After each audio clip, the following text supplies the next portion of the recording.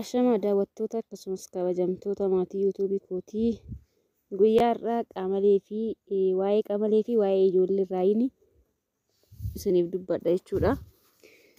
Durdurii obbolaa lamatu waliin loon tiksaa turanii osuma loon tiksanii qixxaa keetu caalarratti wal lolan.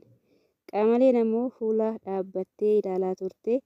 Achumaan qamaleen itti siqxee maaliif akka wal lolan gaafatte. Isaanis qixxaa qooddachuu irratti akka wal dhaban itti himan. Isheenis natti kennaa walqixxeesseen isinii qoodaa jetteen. Isaanis yeroo kana tole jedhanii itti kennan. Isheen tokko harka mirgaa tokko harka bitaatti qabattee kamtu akka caalu gaafatte.